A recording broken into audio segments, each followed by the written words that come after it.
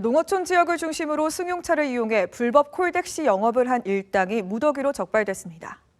LH 임직원들의 투기 의혹을 수사 중인 경기 남부경찰청은 수사팀을 대폭 확대해 전방위적인 수사에 나섰습니다.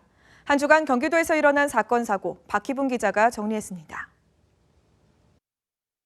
평범해 보이는 승용차 한 대가 갑자기 멈추더니 길 옆에 서 있던 남성을 태웁니다. 자가용이나 렌터카 등을 이용해 불법 콜택시 영업을 하는 일명 콜뛰기를 하는 겁니다. 주로 택시가 적은 도심 외곽이나 농어촌 지역을 중심으로 영업이 이루어졌습니다. 승객들을 유인한 뒤 운임료 기준도 없이 일반 요금의 3배까지 요구하기도 했습니다. 택시는 그런 걸 안 태워주니까 그런 걸 타는 거예요. 이들은 택시 영업 면허가 없는 상태에서 불법 콜택시 기사를 모집하고 그 대가로 수수료를 가로챘습니다. 주로 대리운전으로 위장해 명함 등 홍보물을 만들어 경찰의 단속망을 피했습니다. 지금 억울하잖아요. 몇 개월 안 됐죠. 제가 영업하려고 산 게 아니라. 영업 중에는 무전으로 서로 연락을 주고받는 치밀함도 보였습니다. 손님 그걸 청구해가지고 연락 주는 사람이 뭘 하는 거예요? 무전으로만 여러분들이 하는데. 이 같은 불법 영업으로 수백에서 수천만 원의 부당 이득을 챙겼습니다. 이들 일당은 불법 영업 중 대부분 과속을 하거나 신호를 지키지 않는 등 난폭 운전을 일삼았는데 사고가 발생하면 이용객들은 보상을 받을 수도 없습니다.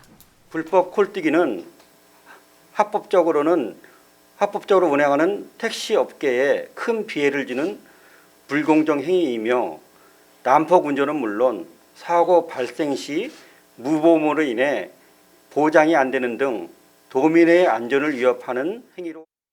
경기도 특사경은 이번에 적발한 32명 가운데 22명을 검찰에 송치하고 관련 수사를 도 전역으로 확대할 계획입니다.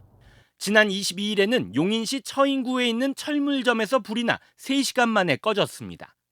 화재 당시 건물 안에 사람이 없어 인명피해는 없었지만 불이 인근 야산으로 번지면서 소방대응 1단계가 발령되기도 했습니다. 소방당국은 철물점 밖 스티로폼 더미에서 불이 났다는 신고 내용을 토대로 정확한 화재 원인을 조사하고 있습니다. LH 임직원들의 신도시 조성 예정지 투기 의혹을 수사 중인 경기 남부경찰청이 수사팀 규모를 대폭 확대합니다. 경찰은 신속하고 엄정한 수사를 위해 기존 특별수사대에 강력범죄수사대와 일선경찰서까지 투입하는 등 수사 인력을 보강한다고 밝혔습니다. 추가 인력 4개 팀과 산하 31개 경찰서도 자체 인지와 고발 사건을 수사하도록 지시했습니다. 경찰은 시민단체인 활빈단이 고발한 LH 현직 관계자 13명을 포함해 전직 2명까지 총 15명을 대상으로 부패방지법 위반 혐의로 수사를 진행하고 있습니다. BTV 뉴스 박희붕입니다.